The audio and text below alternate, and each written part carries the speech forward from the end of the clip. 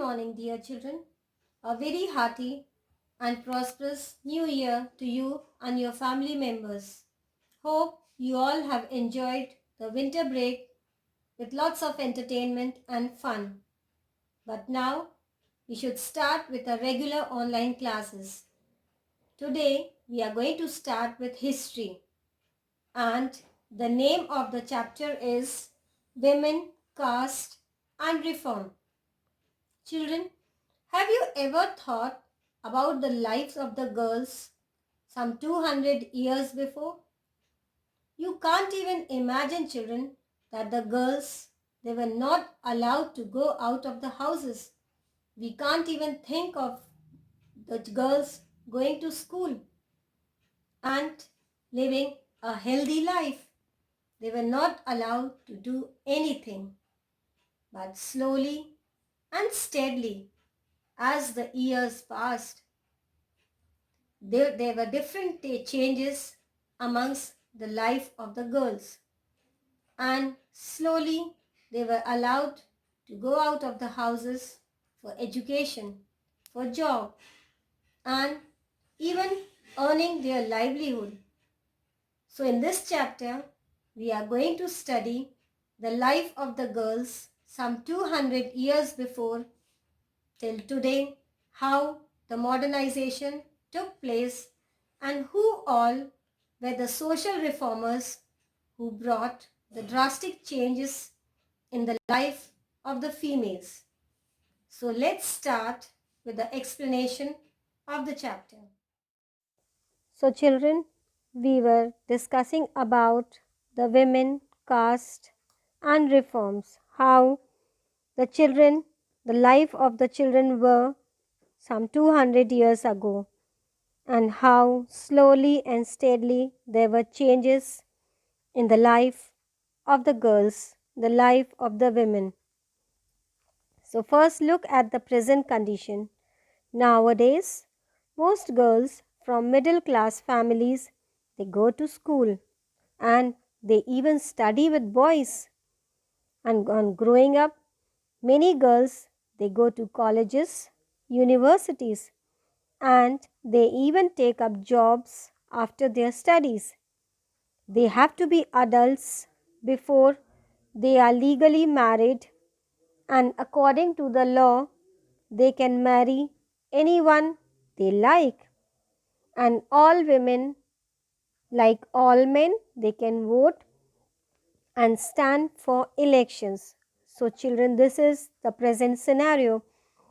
The girls, the females, they can do whatever they feel like, but it should be correct, it should be appropriate and suitable for them.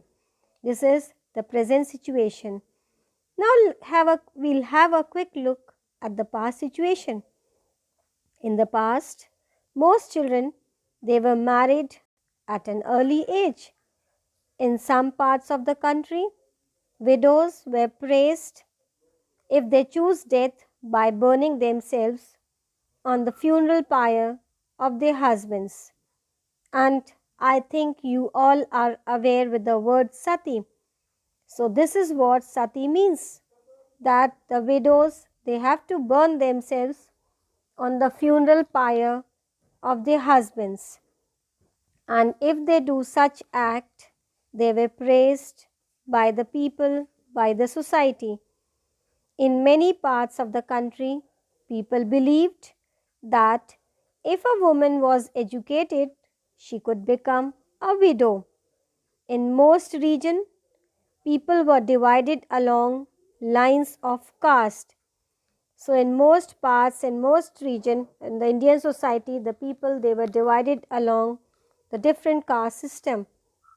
This is the picture of the sati. As you all know that the widows, they were forced to burn themselves in the funeral along with the pyre, and the widows, they were burnt alive. So this is the picture of a sati system which was practiced long back. Now, as I was talking about the caste system, caste division, so let's see how the Indian society was divided into different castes, Brahmins and Kshatriyas. They considered themselves as upper caste. Traders and money lenders, they were placed after them, and they were known as Vaishyas. Peasants and artisans such as weavers, potters, they were referred as Shudras.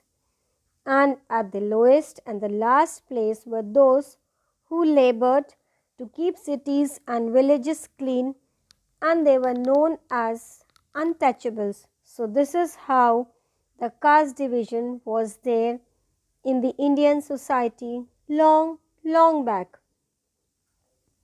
This is how the caste division was there. On top, as I have told you, were the Brahmins. And you know who came under Brahmins? The priests. Then came Kshatriyas. Kshatriyas included warriors who fought wars for the people, for the kings and queens. Then Vaishyas. These included merchants and landowners.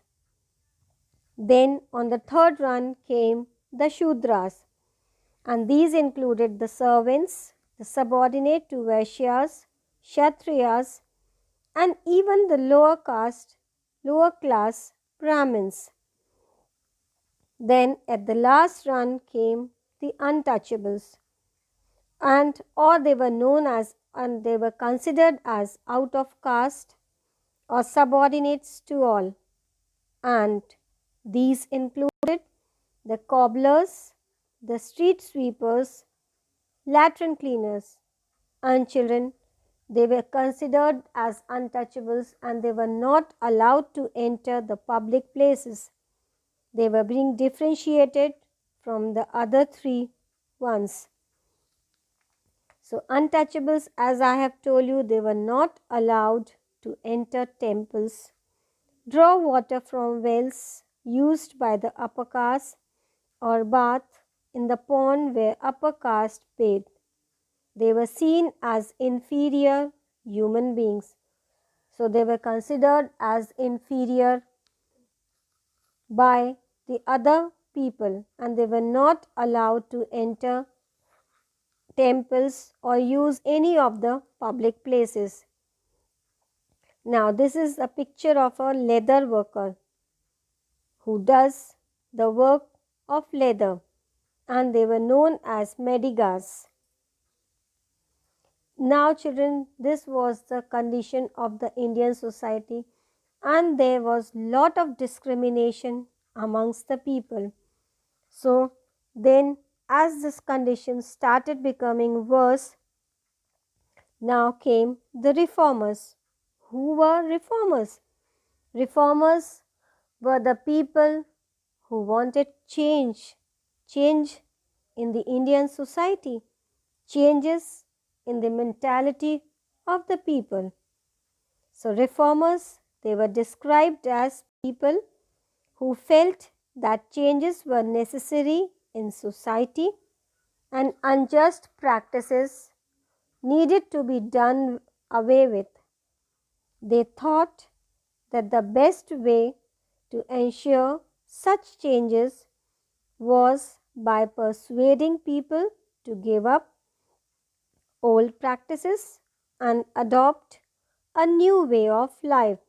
So these reformers, they thought that the best way to bring changes in the society was by persuading people to stop following the old practices and adopt a new way of life, a new changes in the society, and even changes in the mentality of the people was required.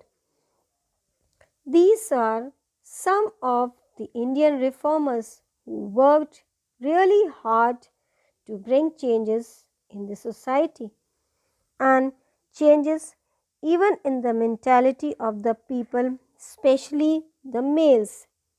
So let's have a quick look over the names of these Indian reformers: Raja Ram Mohan Roy, Ishwar Chandra Vidyasagar, Veer Salingam Pantulu, Swami Dayanand Saraswati, Mumtaz Ali, Tarabai Shinde, Pandita Ramabai Periyar, Sri Narayan Guru, Jyoti Rao Phule, and B.R. Ambedkar.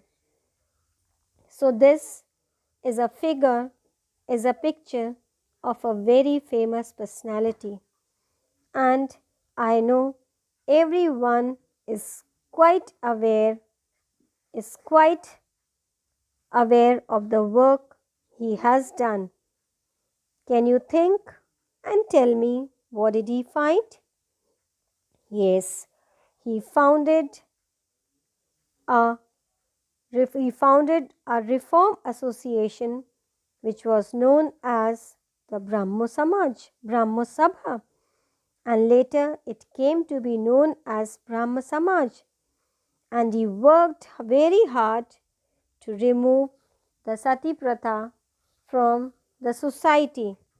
So children, that's all for today. In the next class, we will again continue with the second part of the chapter and what all work the rest of the reformers do to bring the change in the society and even to modernize the society and bring India up to a greater heights. That's all for today. Go through the chapter and read it. Thank you. Have a good day.